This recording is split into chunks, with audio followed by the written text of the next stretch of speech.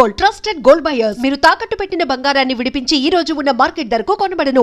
ఒక నటుడుగా నేను ఇలాంటి క్యారెక్టర్ చేయలేపాను, లేకపోతే ఇలాంటి క్యారెక్టర్ చెయ్యాలి. ఎందుకంటే మీ ఎదురుగుండా రామారావు, నాగేశ్వరరావు ఒక అద్భుతమైన క్యారెక్టర్లు చేసి వాళ్ళు అజరామరమైన కీర్తి ప్రతిష్టలు తెచ్చుకున్న దాంట్లో ఇప్పుడు కృష్ణ గారు ఉన్నారంటే ఆయన ఏదో ఒక కౌబాయ్ ఫిల్మ్స్, అల్లూరి సీతారామరాజు అని ఆయన, సోహన్ బాబు గారేమో ఇద్దరు హీరోయిన్లు, మల్లెపువ్వు ఇలాంటి సినిమాలు ఆయన. మీకు ఎప్పుడు అలాంటివి అనిపించలేదండి? అంటే అసలు ఆ ఫీలింగ్ లేదు. ఎందుకంటే మొదటి నుంచి నేను సినిమా యాక్టర్ అవ్వాలని కోరుకున్నడితే అంబిషన్స్ ఉండే, ఈ క్యారెక్టర్ చేయాలి, ఆ క్యారెక్టర్ చేయాలి, అది చేయలేకపోతున్నామని.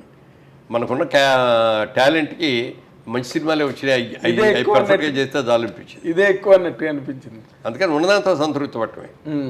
అది కావాలి, ఇది కావాలి, అరే మనకు రావాల్సిన క్యారెక్టర్ వాళ్ళకి వెళ్ళింది అనేది కూడా లేదు. ఇప్పుడు విజయబాబు గారి బ్యానర్ అన్ని నేనే చేశాను అప్పుడు దాకా హీరోలు. చిరంజీవి గారు వచ్చిన తర్వాత బాపిరెడ్డి గారు ఒకసారి చిరంజీవిని కలిసి దాంట్లో పెడదాం అనుకుంటున్నాను అన్నాడు. అంటే అని నాకు పరిచయం లేదు, పరిచయం చేస్తావా అన్నాడు. రా తీసుకెళ్తానని నేనే తీసుకెళ్ళి అక్కడ ఆయన పరిచయం చేసి ఇంటికి వెళ్ళిపోయాను. అక్కడి నుంచి చిరంజీవి గారు హీరో చేశాడు. అయినప్పుడు కూడా అయ్యో నా బ్యానర్ కొట్టేశాడు చిరంజీవి అని నేనేం ఫీల్ అవ్వాల. లేకపోతే నాకంటే వెనకొచ్చిన చిరంజీవికి ఇంత పుచ్చుకుంటున్నాడు, నాకు ఇంతే వస్తుంది ఏంటని నేను ఎప్పుడు ఫీల్ అవ్వాలి. ఆయన టాలెంట్కి అది వస్తుంది, నా టాలెంట్కి ఇది వస్తుంది. ఓకే, అందుకని ఆ నెగిటివ్ థాట్ లేదు. ఎవరన్నా మీ గురించి బ్యాడ్గా మాట్లాడుతున్నారండి అని చెప్తే కూడా ఏమైనా ఆయన అట్లా ఉన్నాడని చెప్పి దూరంగా ఉండేవాడిని తప్ప, కలిస్తే ఎదురుపడితే హలో అంటే హలో అనుకునేవాడు, అంతవరకే. ఓకే, అంతే తప్ప అతను నన్ను విన్నాడు నేను ఇంత అనాలి, దాని మీద కక్ష తీర్చుకోవాలి అనేది ఆ నెగిటివ్ లేదు. అంటే మీకు నాకు అనిపించినంత వరకు మీకు టైం లేదు అసలు అలాంటి ఆలోచనలు. అంటే బిజినెస్ వైపు నెక్స్ట్ ఏం చేయాలని ఆలోచనలతో ముందుకెళ్ళిపోయారు తప్పితే, ఇప్పుడు చిరంజీవి గారు ఒక్కసారి బాపిరెడ్డి గారి బ్యానర్లో అడుగుపెట్టిన తర్వాత ఇంకా బాపిరెడ్డి గారు ఆఖరి వరకు చిరంజీవి గారితోనే తీశారు, ఆఖరి వరకు కూడా. ఇప్పుడు మీకు చిరంజీవి గారికి అంత ఫ్రెండ్షిప్ ఉండేదండి? అవును, అంటే మనూరు పాండవులు జయకృష్ణ గారును కృష్ణదాస్ గారు బాపు గారు డైరెక్షన్ చేశారు. అవునండి, కంబైన్డ్ ప్రాజెక్ట్. అందులోనేమో కృష్ణుడు క్యారెక్టర్ లాంటిది అయింది. ఇందులో హీరోయిన్ సపరేట్ అదో క్యారెక్టర్, ముద్దు సన్నాసి పాట. దాంట్లో ధర్మరాజ్ క్యారెక్టర్ నాకు ఇచ్చారు. భీముడేమో ప్రసాద్ బాబు, అర్జునుడేమో చిరంజీవి గారు, నకులు సహదేవుడేమో పేరు లేదు గుర్తులేదు వాళ్ళు. ఆ సినిమా అప్పుడు ఇక మేమందరం 5 అన్నదమ్ముల్లా కలిసిపోయాం అనమాట. వాళ్ళందరూ నన్ను అన్నయ్య అని పిలిచేవారు.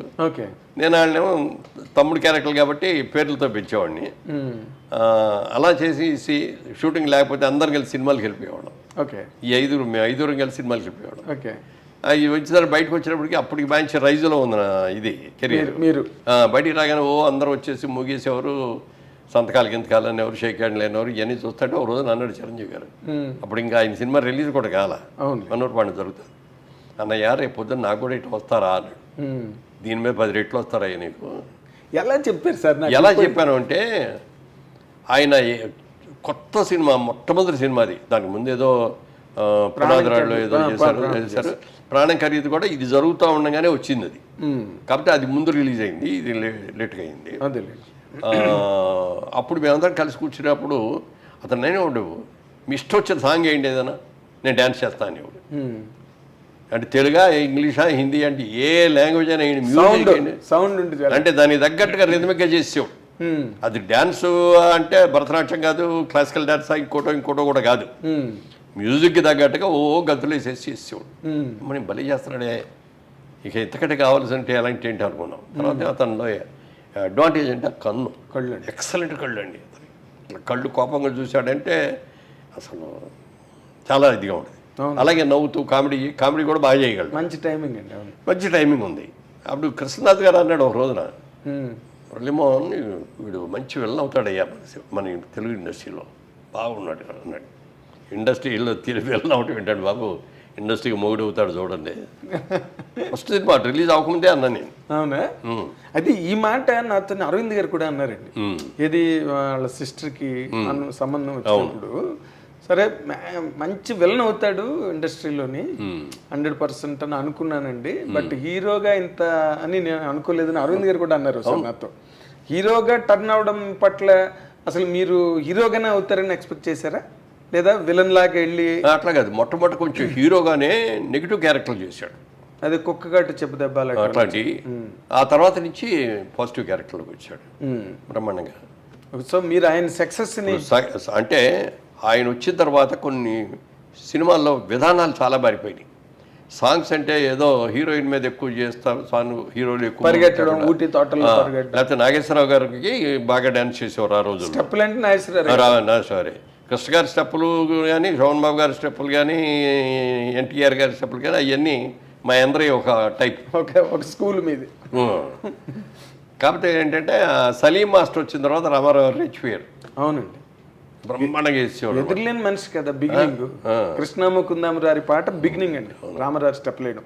సో ఆ విధంగా మేము పెద్ద టాలెంట్ కాకపోయినా ఉన్నంతలో చేయగలిగాం అనేది. బట్ చిరంజీవి గారు వచ్చినప్పుడు టోటల్గా వరల్డ్ మారిపోయింది. అదే అన్న, సాంగ్ సిస్టమ్స్ మారిపోయింది, ఫైట్ సిస్టమ్స్ కూడా బోడదు మార్పు వచ్చింది.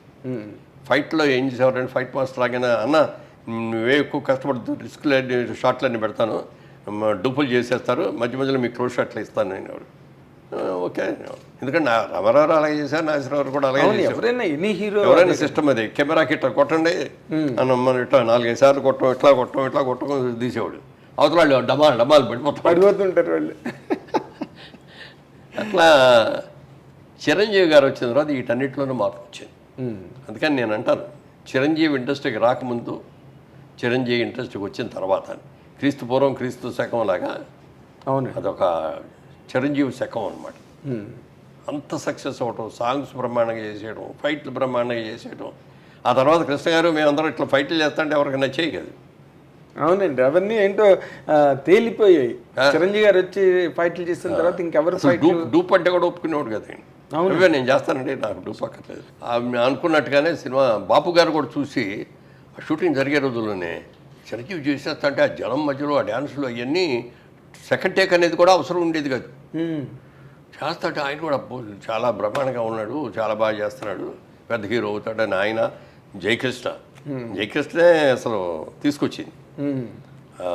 ఫిల్మ్ ఇన్స్టిట్యూట్లో చేసిన వాళ్ళలో బాగున్నాడు ఈ కుర్రాడని చెప్పి జయకృష్ణ తీసుకొచ్చి పెట్టాడు. అవునా, అప్పుడు క్రాంతి కుమార్ కూడా చూసి క్రాంతి కుమార్ ప్రాణం ఖరీదులో పెట్టాడు. సో అట్లా ఇక సక్సెస్ వచ్చేసి అవునండి దుమ్ము దులిపేశాడు. ఆయన ఒక యుగం కింద ఫామ్ అయిపోయింది. అంటే అదొకటి. ఇంకో గొప్ప విషయం ఏంటంటే ఆయనకి వెనక ఎవరు లేరు, సొంతంగా కష్టపడి పైకి వచ్చిన వ్యక్తి. And for more videos, please subscribe to iDream. Please subscribe to iDream. Please subscribe iDream. And please subscribe to iDream. For more videos, subscribe to iDream. please like, share and subscribe to the channel. Congratulations, iDream. Subscribe to iDream. Subscribe to iDream. So subscribe to iDream Media. iDream team andarki huge congratulations. Please subscribe iDream Media. Please subscribe to iDream. Subscribe iDream. Please subscribe to iDream. iDream అంటే నా కళల channel subscribe చేసుకున్న నోరు తిరుగుతలేదు, మీరైతే గంట గుర్తు కొట్టండి. For more such videos, please subscribe to iDream. Subscribe to iDream. Please subscribe to iDream. Please subscribe iDream Media. Please do subscribe to iDream. Please subscribe to iDream Media. For best entertainment and information, please subscribe iDream. And don't forget to subscribe to iDream.